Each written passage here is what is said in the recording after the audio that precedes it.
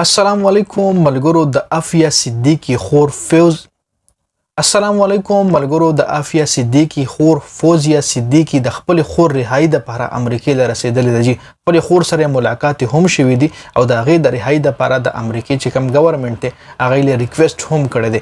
ویډیو لکه مکمل وګورئ او د عافیه صدیقی اواز جوړ شوی چې د پاکستان حکومت چې کوم دی د عافیه صدیقی په رهایی کې سیریس نه دی.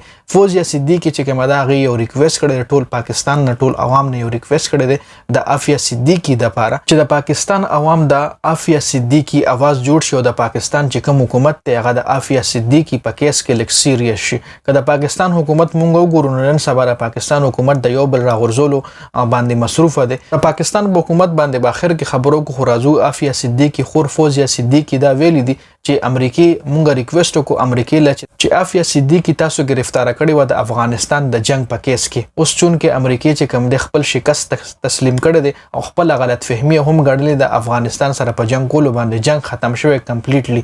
نو اوس د امریکای حکومت له پکار دی چې عافیه صدیقی رها کی. اوس د امریکای حکومت هم تیار دی چې عافیه صدیقی د پاکستان کنسولیټ ته حواله کی او د پاکستان حکومت نه وایي ریسپونس نه ملاویږي. دا د فوزیه صدیقی د خولې خبره ده او دا پوسټ چې کوم دی تاسو له سایډ له تصویر هم ښکاري.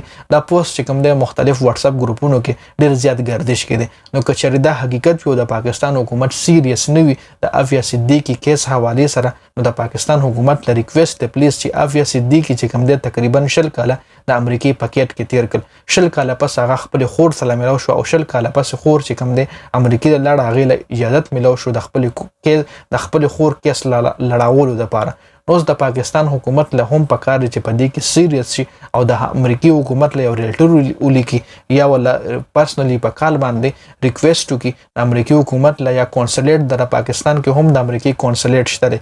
نو مطلب امریکای له تللو ضرورت هم نشته چې اوس یو ام ان ای یا ام پی ای یا نواز شریف دی په خپل یا شهباز شریف یا مریم نواز چې کوم دی په خپل د امریکای له هیڅ ضرورت نشته دی افیشلی لیټر هم کولی شي چې موږ له د عافیه صدیقی حواله کړی شي چونکه جنگ ختم شوی دی، هر څه کمپلیټلی ختم شوی د افغانستان او د امریکای ترمنځ.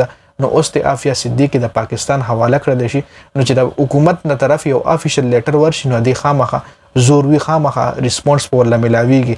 نو صرف کو چېرې فوزیه صدیقی هلته ډېر ټایم هم تیر کړي خو چې د پاکستان حکومت څه لیټر نه کوي، د پاکستان حکومت نه افیشلی څه ملاویږي، نه څه لیټر نه ملاویږي، څه ریکویسټ نه ملاویږي، نو کیدای شي د امریکای حکومت په دغه خبره باندې غور نه کوي.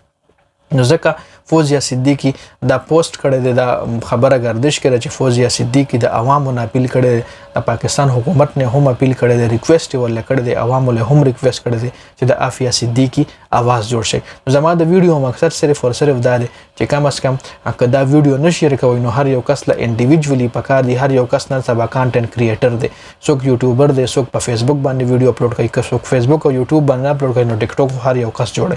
نو کم از کم په ټیک ټاک باندې عافیه صدیقی د لپاره आवाज اوچت کوي، په یوټیوب باندې عافیه صدیقی د لپاره आवाज اوچت کوي. سوشل میډیا څومره هم پلیټ فارم دي، په هر پلیټ فارم باندې عافیه صدیقی د لپاره आवाज اوچت کوي چې عافیه صدیقی کم از کم د کم لږ ژوند دی پاتې رهي، کم از کم دا پاکستان ته راشي خپل بچو سره تیر کی نو ډیره ښه به وي. نو د ویډیو کتلو زیاته مننه. ویډیو مخکې ملګرو سره ضرور شریک کړئ. جنید خان افیشل چینل هم سبسکرایب کړئ، پیج هم لایک کړئ.